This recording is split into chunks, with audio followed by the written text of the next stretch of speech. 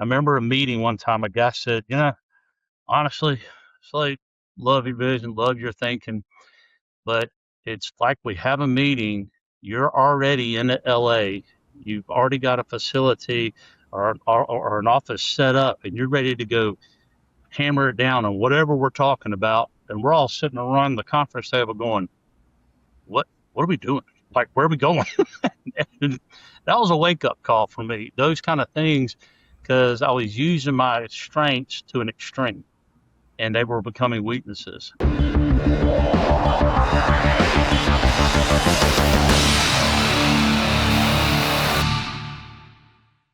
This podcast is brought to you by Fast Slow Motion, a team of expert consultants that have helped thousands of growing businesses build scalable systems on the HubSpot and Salesforce platforms. To learn more, visit www.fastslowmotion.com. Welcome to the Fast Slow Motion podcast, where we discuss strategies, ideas, and insights about how to build a business you love while enjoying your life. I'm your host, Eric Hush. And every business that grows long enough reaches a point where the leader has to step back and ask how the company needs to operate differently. The team's bigger, the customer base is wider, and the decisions that used to be simple start requiring a lot more thought. How you run the business at that stage looks a lot different than how you ran it to get there.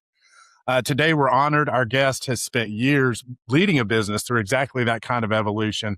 Slade McLendon is the CEO of Sunbelt Fire, one of the Southeast's leading providers of fire apparatus, equipment, parts, and service. Sunbelt Fire works with fire departments and public safety agencies across multiple states, selling fire trucks, gear, and the service infrastructure that keeps that equipment running. Slade has also been a friend and client of ours at Fast Slow Motion for over 5 years. This isn't really a conversation about theory. Slade's going to share what he has actually learned building a real business over time. Slade, so honored. Great to have you here. Thank y'all so much, Eric. I love y'all's team. I love your company, what y'all stand for. Beyond thankful for what y'all have done to help us serve those who save and protect lives. So it's a privilege to be here.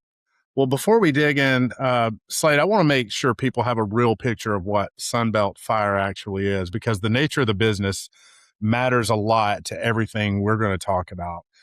You're not selling software. You're selling fire trucks. You're selling life safety equipment to these first responders, fire departments, municipalities, and counties, where the relationship matters as much as the product itself. So walk us through that business and how it got to where it is today.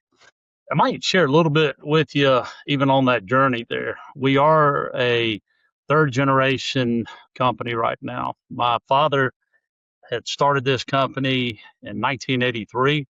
He was a one-man operation, had very humble beginnings, which I love and I never bury. I always love to remember kind of where we came from. So we always make sure we know where we're going and keeping our culture and our core values. When he started the company, it obviously started to grow quickly, and had a brother that came and worked instantly for them, and then I have a sister that came on board as well. I'm the youngest of three. I journeyed all, went to college, had a really great experience foundationally on multiple fronts. It's where I had a chance to meet my bride, Wendy. Been married to her for just over 30 years, and we have three amazing children. Beyond thankful for them. One of them actually has just started to work for us about a year and a half ago. So we are very family oriented, but that's kind of how we started back in 1983 with just selling fire trucks. That was it. And then over time, we started to grow and evolve into many, many other areas and different divisions in different parts of the South. And we've continued to grow. We are still family owned and feel humbled and privileged to do what we do. We feel like we serve the greatest heroes in our country, one of the greatest heroes in our country, that being first responders. And it's a huge honor to serve the volunteers and the paid fire departments. That's a quick snapshot of kind of how we got started there. Thank you for sharing that, Slade. And I love that it's a family business. I think, especially in the business that you're in, selling to these fire departments, these heroes that are out there, the importance of those relationships, right, are I would imagine paramount and really contributed to the early success and ongoing success of the company. Without question. Something my dad was always adamant on. And he passed away in the early 2000s, maybe 2003. Before that, he was always passionate about people. That has never been a value that we've actually have moved away from. And if I'm looking at our core values, we have 5 core values, but that's our third one is building authentic relationships with everyone. And so we value people, Eric. We think they're beyond important. And whether they do business with us or not, they are a friend. And we happen to have a lot of friends who are customers as well. So relationships mean something to us, and we won't ever compromise that. That's a wonderful way of doing business. We feel the same way over here at Fast Slow Motion. It's the people behind the projects that we're doing and how we're helping them really enjoy their life. Again, we say it at the top of every episode is it's not really the point to build a business. It's to build a business that you love that allows you to function and have wonderful relationships outside Right. of it. Say what I want to talk about today is, early on, it sounded like your father was essentially the product in those early years, forming those relationships, prioritizing his customers. At some point, though, that approach has to kind of evolve, and that's what we want to talk about today. So, for every company that scales, it looks different, depending on the industry or leader. At some point, you have to adjust your approach. The way you've run it to that point needs to kind of pivot and look a little bit different. What did that feel like for you when that started happening at Sunbelt Fire? Yeah, it's a great question. And I do have to pause and step back. Um, so if you're involved in or familiar with Culture Index, I'm a Hmm. trailblazer. I value both eyes. One eye is the microscope, and the other eye is the telescope. So I value both. Understand the importance of having the microscope and attention to details. But as a trailblazer, I'm definitely wired up and gifted more with the telescope aspect. And so you are making me pause and step back and to go, all right, where was that journey really happening there? Had an amazing father and and my mother. My mother's still alive and is a silent owner, and my brother and sister, they're still owners in the company as well. And I just remember when um when I came to work for us, I'd come off of a out of a different company with from a college ministry, loved it, but I always knew I wanted to be in the business world. And I've always thought this is one of the highest callings if done right and being authentic and real. It's made me always want to never forget, and I've committed my life to this. One of my mentors, I meet with gentleman who's a CEO and the chairman of a major corporation, and humbly thankful for him. But he's always said this, and I am the same way on this, that I never want to stop being a lifelong learner until the day I die. Yep. So I'm an avid reader and leader, and I didn't come up with this first part, but I will say this second part that I did add to it. But the difference where Eric, you and I are going to be in a year from now, or the people we meet, the books we read, the podcasts we listen to, and what we do with what we learn, that's where I feel like we can be difference makers. So again, the difference where you and I will be in a year from now, books we read, people we meet, and what we do with what we learn on a daily basis. And as I was studying, I always remember a book that impacted me big time was Jim Collins' book. Did great years and years ago, Hmm. and I loved his analysis and his study of businesses and how important it was to make sure that you had the right people, on the team, and you had to have a framework. So I loved it, loved being challenged with that years ago.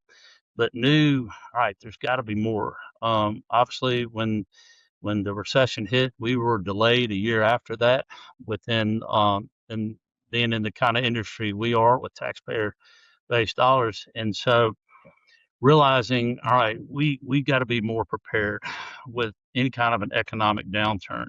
And so off we went, or off I went to wanting to learn from everybody I could, because we were approaching the ceiling, and you could say in some places we were hitting the ceiling. Yeah.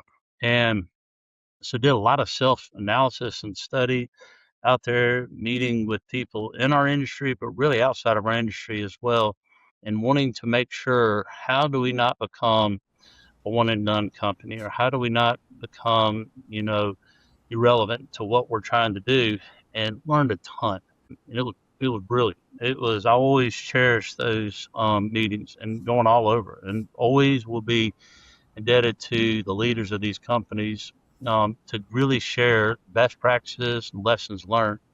And anybody listening, even the young people, great leaders will always take time, if they're authentic and they're salty at all, they will always take time to share their experiences and best practices with somebody who wants to learn to be the best at what they do, or at least I will. When I see somebody who's hungry, who wants to go be the best version of themselves, it's amazing. We followed a lot of that, Eric, where we were using a lot of these principles and practices, and it was good. Learned a ton, but there was something missing. And I just remember thinking, all right, we're making some improvement, but I would not say we were replicating things that could be followed by a lot of people. Started using gift sets as a trailblazer. That's totally different than other people, and neither are wrong. Other personalities aren't wrong, but started to realize, all right, I'm moving fast, and I'm thinking everybody can think what I think and see what's going on up in here. Thank God they can't in my brain.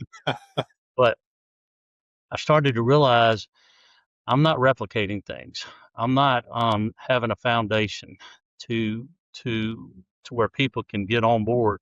I remember a meeting one time. A guy said, honestly, Slade, love your vision, love your thinking, but it's like we have a meeting. You're already in LA. You've already got a facility or an office set up, and you're ready to go hammer it down on whatever we're talking about. And we're all sitting around the conference table going, what are we doing? Like, where are we going?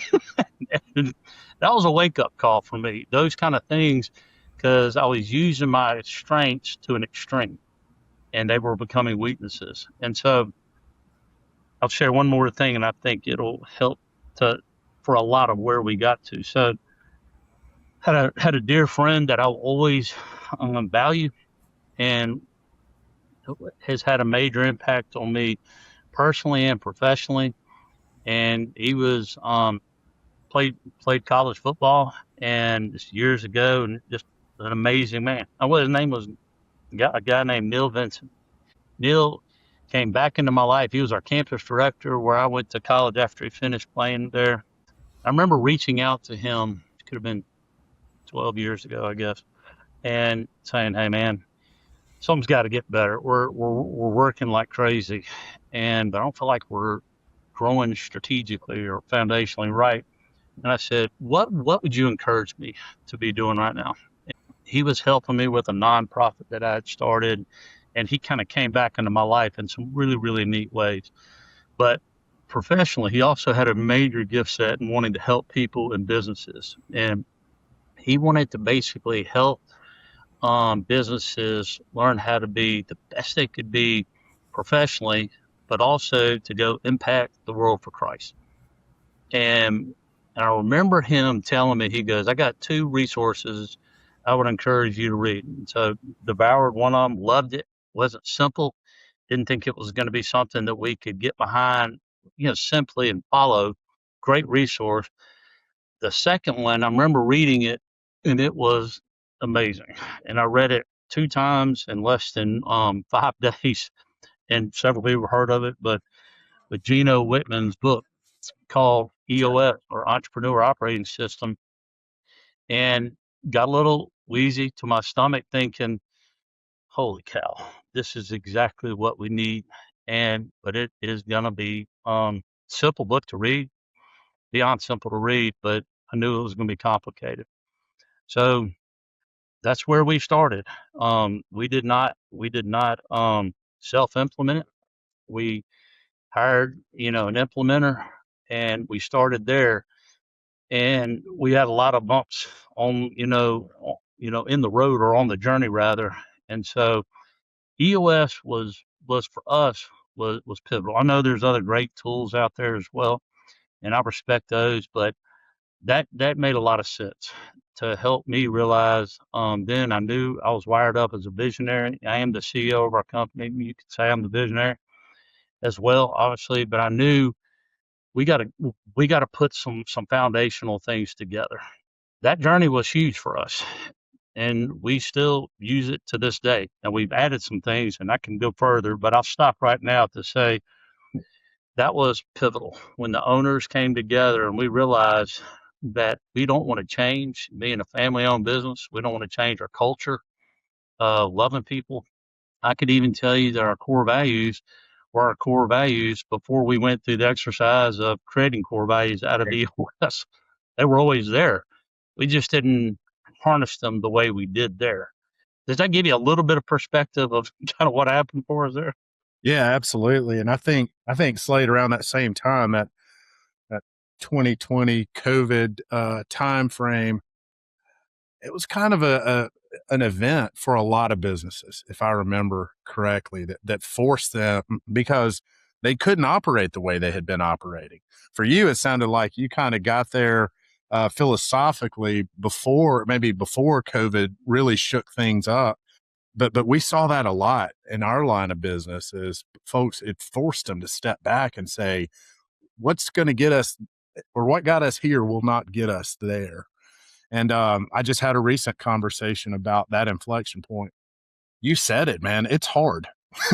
It takes hard work to get from one phase of the growth of a business into that really sustainable phase of growth to the business. A lot of CEOs, when they feel like, they're running into a wall, they just put in more work, right? They, Mm. keep, staying in the weeds, staying in the middle of everything. So, talk through a little bit about what changed for you personally and at Sunbelt when you decided that building systems and processes was really the key to that next step. No, that's a great question. And I've always loved, so one of my biggest mentors, somebody that's had a big impact on me, would be Coach John Wooden. And I loved his definition of where he says success is not a destination, it is a journey. And that's coming from a guy that won 10 national championships in college basketball. I doubt anybody's ever going to get close to that. And he coached for over 40 years, and he had one losing season at the very beginning. But when did he start winning all of his championships? It was at year 29. And how many companies, sports programs do you know that somebody can go for 29 years and not win it, but still be allowed to be there? Yeah. And that taught me so much on resiliency. He had to have a plan. And I won't get into Coach Wooden. Love to talk to somebody about that in the future, but it really taught me that you got to have a plan, but it's going to take time. I would say, how did we start that journey there? Because we knew we wanted to to get this methodology right. And if you're going to do it correctly, it can take some people a couple of years to even get the foundation right. I remember building our house, and I just remember we were on this pier system. Our builder was like, "Hey, this is going to be the longest part and the longest process that we're going to have is building your foundation." And he said, "But we got the best of the best, and we're waiting for him." He had put his children through med school and through law school, and he laid foundations. and put bricks up. And it was the most important thing. And I will always remember that because I've been there for over 20 plus years and I've never had a foundation issue. And I've always thought, all right, this is important. Well, that the same thing happened with EOS. You got six main components of their model. You know, you got your people, you've got your vision, you got your scorecard, you got your data, you got your issues, your traction, you got all these things out there, and it takes time to go build it. And I remember the hardest part for us was getting our people right. If you can see back over there, that's our accountability chart.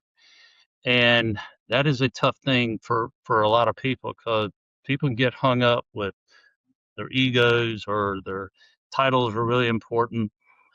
My attitude is, hey, you got to give yourself a title, and that's more important than the team. It's probably not going to work here. Right. We got a bigger purpose for what we're trying to do.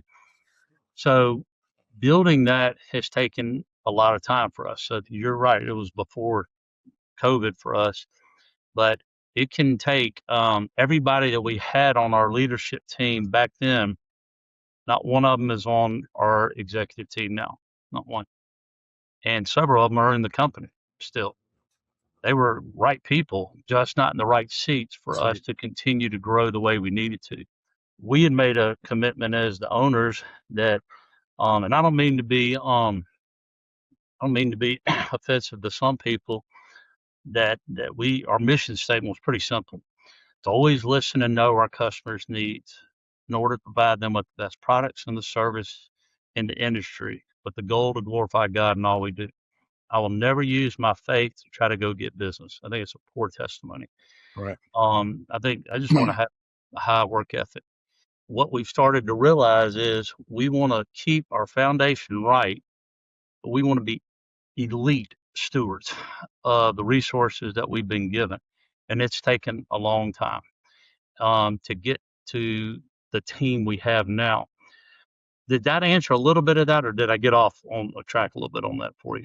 No, I think you're spot on, and I love that concept of elite stewardship of what you've been blessed with, and we're of the same school of thought, Slade, in terms of sometimes we'll make a hire, and we may not even know what seat on the bus they belong in. We just know they belong on our bus. And we've always tried to help people find, if they're our type of people and aligned with our mission and vision, help them find the right opportunities to grow and continue to develop at FSM. Yeah, I think it's pivotal. I would say something else happened for us too that was really, really critical for me, Eric. You can't really see this. This is funny. Right here, way over there, is actually I won't get it. This was sometime back. I don't know when it was, Eric, but this was quite some time ago. But in this is a picture. I'm not an artist, so you can't really can't. Please don't hold that against me. There's a picture of me in the middle, and I put down then my goal is to be living the EOS life by January 1, 2024. And what that meant was doing what I love, making an impact with time for other passions, being compensated appropriately with people I love. This, a lot of this was tracking and I was liking this, but I knew something for me was a little bit off right there. I didn't, I had always had opportunities to join other peer accountability groups, and there's some really good ones out there. I didn't want to just join anything, but one that's had a major impact for me was a dear friend of mine. He's actually the head of it for Alabama, but we were friends before he did what he did, and before he sold his business and took over this. But I joined a group called C12, a Mm-hmm. Christian Businessmen's Mm-hmm. Committee, and I loved everything about it. It wanted to help us run our business with excellence, but also to be helping me personally grow as a husband, as a father, as a leader, and then using our business to go impact the world for Christ. So I partnered. I mean, I started that probably over, I can't remember how long, maybe 4 or 5 years ago, and it is vital to me of the impact that that's had, because it also grounded me in some really, really neat ways. One thing I loved was that once a year we get to have an opportunity where we give a presentation on our company, the State of the Union, to have feedback from 12 other people.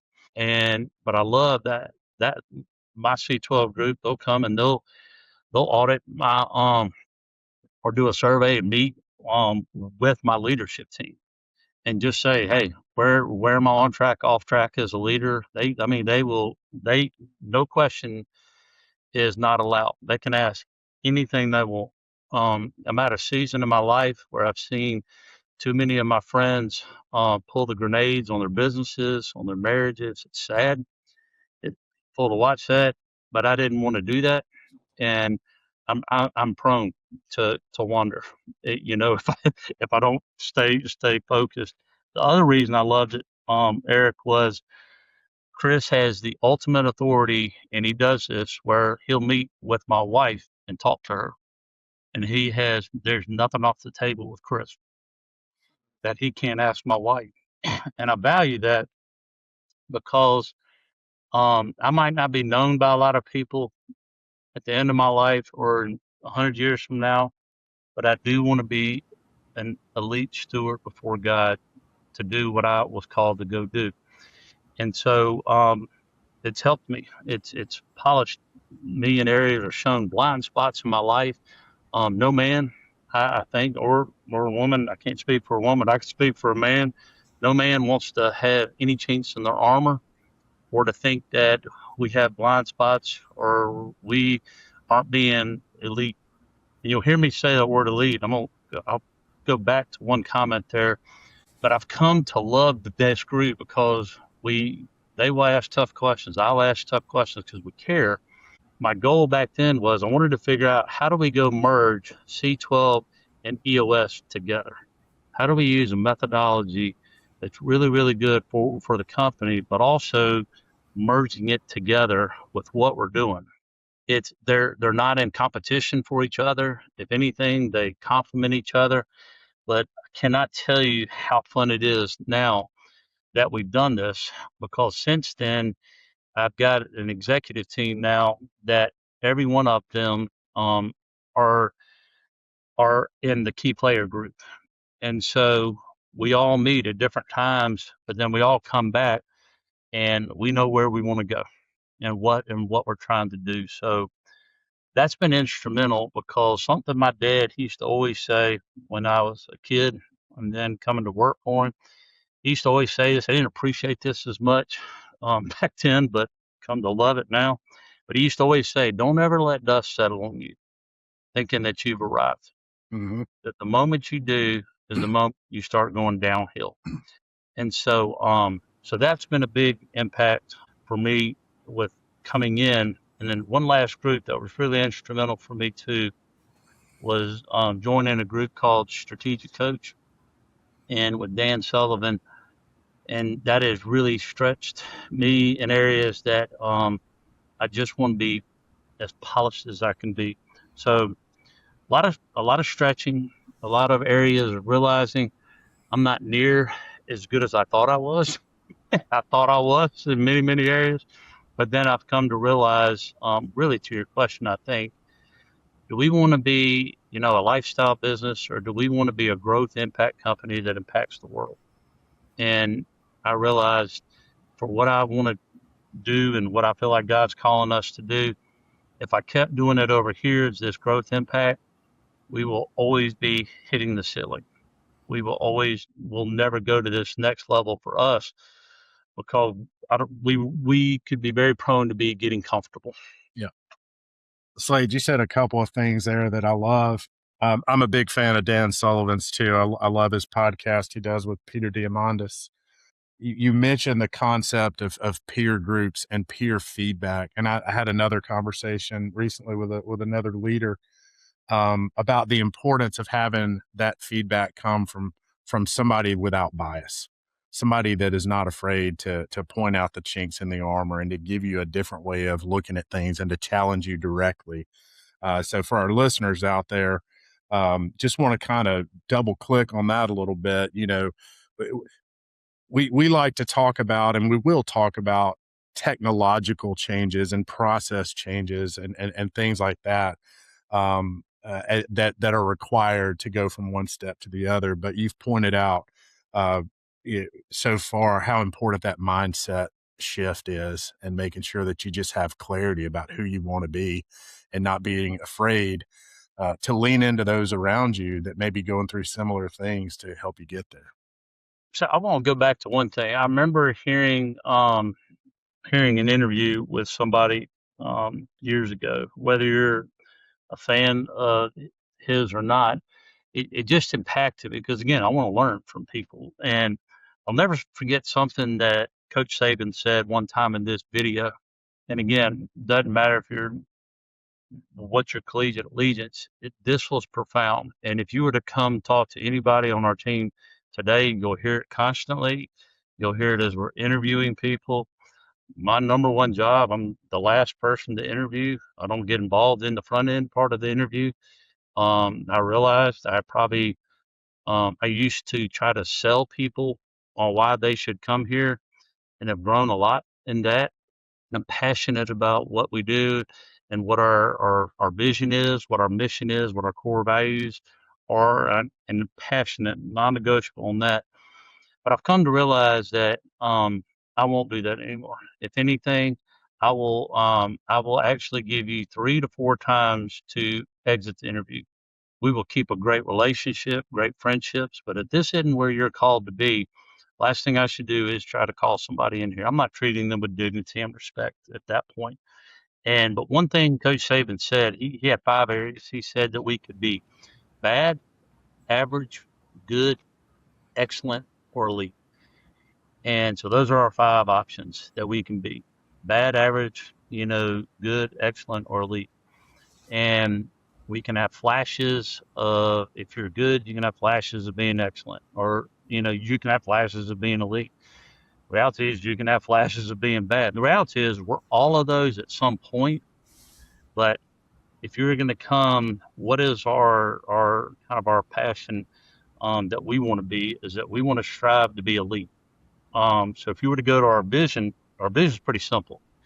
It's that we want to build and maintain the industry standard in relationships, quality, and service, with the goal to glorify God in all we do. And then if you were to go behind the scenes, striving to be elite in our role at all times. Now, that's a non-negotiable. What impacted me when you talked about Dan Sullivan, I loved when he has taught on over the years the 10x principle, even the book they wrote with 10x, and that was profound for me to realize I don't want to be anything but 10x. And if people don't understand that, I would really encourage them to read that particular book, because we were constantly defaulting to 2x. We didn't have the manpower, we didn't have the capacity, we didn't have the stamina. You can't go do 10x and have a lifestyle of um of a healthy lifestyle, in my opinion. And I'm talking about a lifestyle being the husband you're called to be, or the wife you're called to be, or the parent, or the leader. So I believe in that, Eric, big time. That I love the idea that we want to be 10x, but again, we know our why. We know what our purpose is. And are we always that way? Absolutely not. I've got 3 things I say constantly. If you ask people, I tell you. I wish I didn't have to say this to you, but I'm going to share. There's 3 things I say constantly to my own family, and then to my work family, and I'll say it with customers or our vendor partner, whoever. That reality is going to be something's going to get messed up, and I've messed it up, whatever it is. I have 3 things I'm going to ask people to just do. First, you got to own it. You got to say I'm sorry. Secondly, is you got to say I was wrong for what I did. And then thirdly, it's pretty simple, is we just got to say, "Did you forgive me?" I am shocked at how hard that is for me or people to do in life.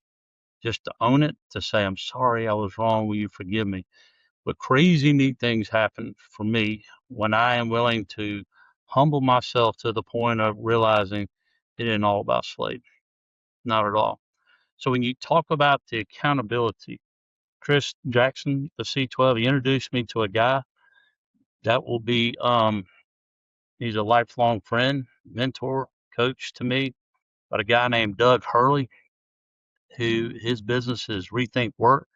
He was a distinguished, decorated combat pilot in the 160th, became a believer right towards the end of it. All he did was fly crazy combat missions for SEALs and Delta Force elite groups there. Became a believer at the end of his career. His calling went through some really cool things, but his company's Rethink Work. But I hired Doug because I know that I have a flesh that can want to do what I want to do. And Doug's that kind of guy that when I hired him to be a personal coach, I had no idea the kind of friend he was going to be and the impact that he would have personally and professionally. Never been this preachy, in your face kind of guy, but man, he spoke truth with compassion to me. And it made me, he said, hey, I'd always ask him, hey, what do you think I can do? Or what do you think I should do here? And first off, he told me, I want you to read a book. Do not be a spear thrower and do not encourage others around me to go throw spears. Eric, I know that's going to sound simplistic, and I can't even begin to tell you the impact it had on me because I realized I had become a master spear thrower professionally. That if somebody crossed the line or whatever, and I could do it in ways that I didn't even realize I was doing it like that, Eric, and I don't even know if I'm making sense to you, but I could um I could just do a good job on protecting myself, throwing a spear, doing the right thing. But then I also had learned how to go throw, to go have others throw spears for me as well. Mm. And I did not realize how disastrous it was. It's an older book. Some people read it, but it's called A Tale of Three Kings. And it's I met another man shortly after that. He was a distinguished business owner, and he says, "That's amazing you're telling me." He says, "I read that book once a year to ground me back to center because my flesh is prone to want to throw spears." And so I share that with you because whenever I ask Doug, "Hey, what do you think I ought to do on this?" Blah blah blah. He's got all these great coaching tools, and he would come back to say, "Here's what I'm going to encourage you." I could tell you what too. He could make a lot of money with me because I would have listened to him or we would have brought him in. Blah blah blah. He says, "But I want you to go spend time with God and listen to Him." And he says, "It's going to be the hardest thing for what you do. Tell Him what you're struggling with, and sit until you hear what He's telling you to do." Now, that's been dug constantly in my journey, and it's making me realize I don't want to go try and tell everybody what to do. And that's hard because I'm having to learn to delegate out or to trust people in their swim lanes. But I'm also wanting to encourage them. Let's listen to what God could be telling us. And that's hard because we live in a fast paced, moving environment. The saying, I love this saying, Doug, actually, I heard it through him one time, that we live our life as a NASCAR life. We live a NASCAR life following a man that walked everywhere he went. That's important to me, so much so that I have partnered back with him to help our leadership team now, our executive leadership team, to literally know how to go communicate, have healthy debate, healthy, challenge and fight for what we believe, but in the context of our vision and our purpose. And so a little bit maybe more than what you asked, but I think to be able to do that and to be able to have people that will speak into your life, tell you your blind spots, really tell you what you want to hear, you got to have trust. You got to be able to trust that person. In my opinion, that's been my experience personally. Slade, as we're drawing close to our time together, I'm just sitting here personally reflecting, and Most of these podcasts, we talk about technology and systems and processes, and those things are obviously very important to growing businesses. But I think what's resonating with me the most is that it's really the people we surround ourselves with. It's really the being a lifelong learner, being able to take feedback and surrounding yourself with folks that are like minded, that are willing to challenge you. I think is as important. What I'm hearing you say is as important for leaders that are growing businesses than those other things like processes and systems and things like that. And I think, hey, I don't want to negate to your point, like EOS critical for methodology and processes. It's impacting us. And there's again other good groups. C12 is critical for us and what it's doing. But man, you're really saying something. So I always challenge people all the time, and I will say, who are your six? Who are those six in your life that you know will be the ones carrying your casket one day? And will they be willing to step into the danger zone? Will they be willing to um, speak truth, even if it's so daggum painful? You could be really angry or sad. I've even written that out. I've written several things out that when I breathe my last breath, hey, I could live another 30 years, or I could live 3 years, or I could live 3 months, or I could live another 3 minutes. I don't want to play games.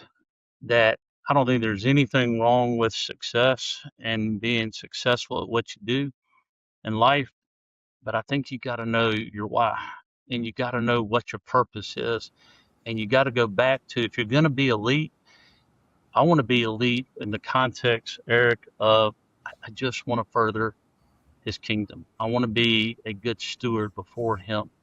And the reason I love the three things I was saying earlier, I think it's a great example and a great, um, honestly, a great example or testimony.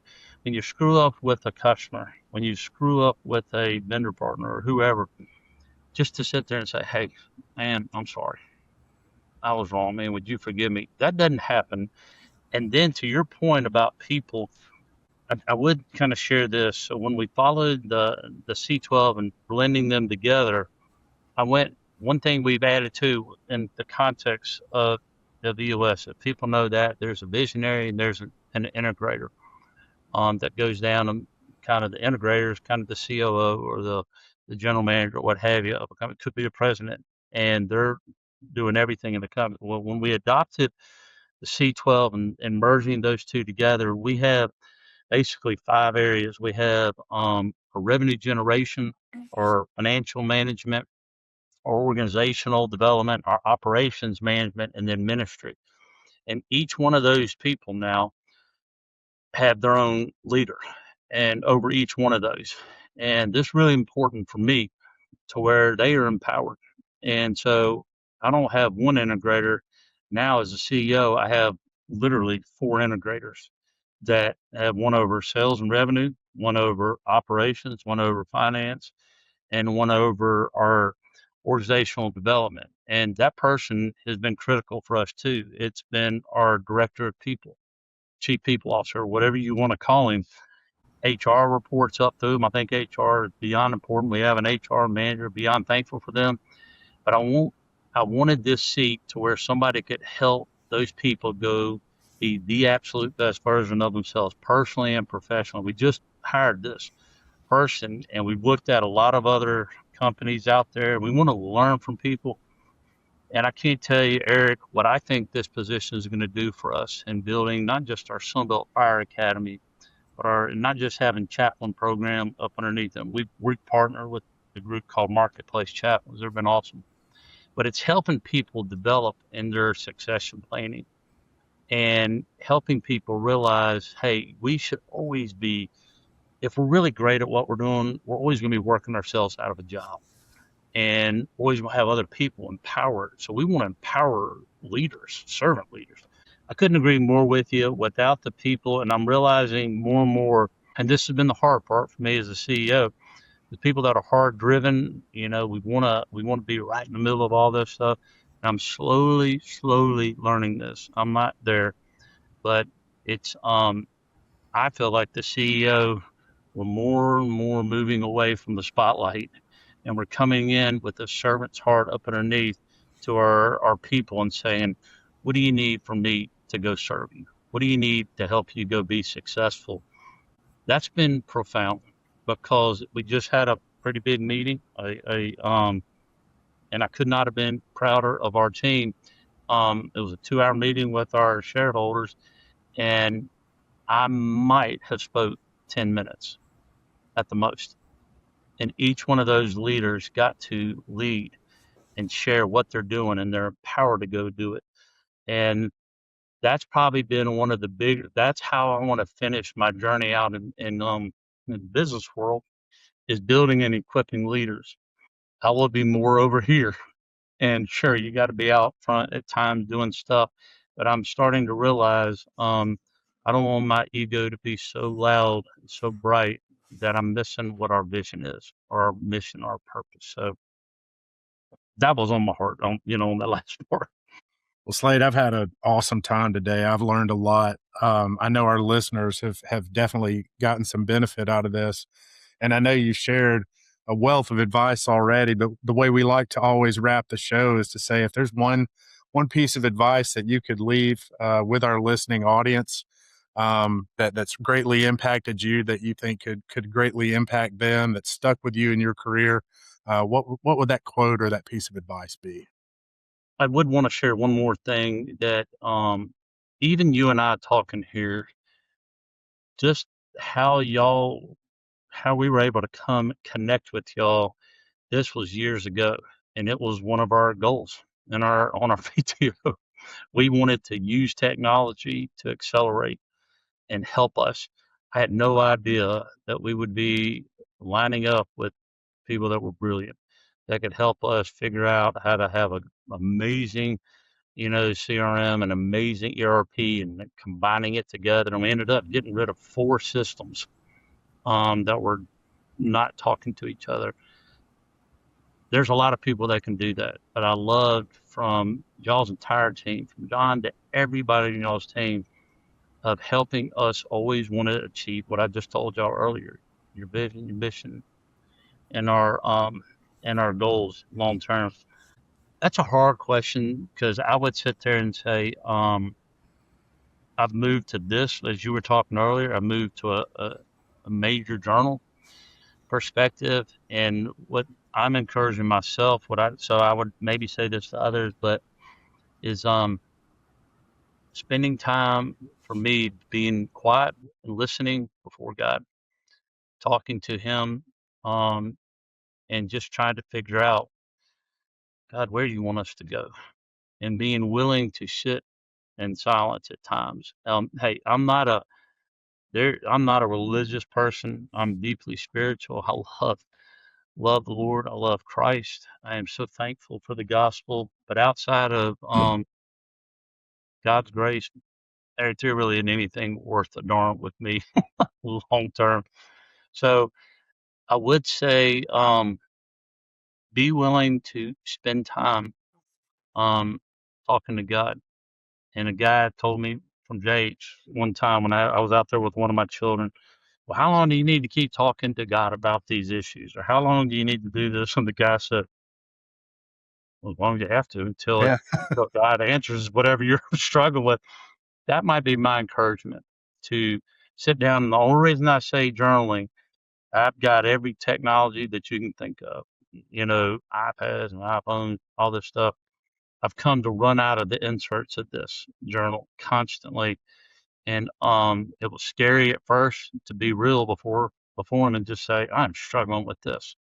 And then to be able to go back maybe 4 months later and say, I had no idea that you were already answering this. So that might be my encouragement, Eric, for people just to be willing to pause and spend time listening to our Father.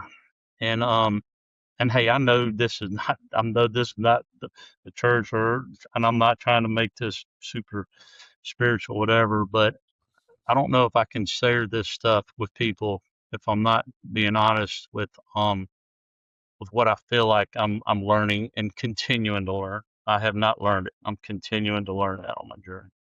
Well, that's great, Slade. And thank you for sharing that. And thank you for sharing today about your path and everything that you've learned and continue to learn. I think people are going to get a lot out of this episode. I'm really looking forward to seeing it. To learn more about Sunbelt Fire, it's sunbeltfire.com, right? Sure is. Yep.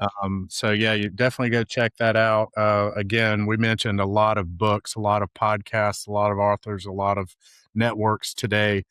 So we're going to have all of that in the show notes at fastslowmotion.com under this episode. Slade, thanks so much again, man. Have really, really enjoyed this. Thank y'all, Eric, for what you're doing, for what your team's doing. Y'all are making impacts that I had no idea that we wouldn't be where we're at today. Honestly, even with this technology, with AI, I had no idea when we first started with y'all that y'all were going to be instrumental in that. I had no idea that that was going to happen. So thank y'all for being willing to do stuff like this, because leaders are always wanting to learn. Great leaders always wanting to learn. So I appreciate what y'all stand for and how you want to help people be elite. So thank you.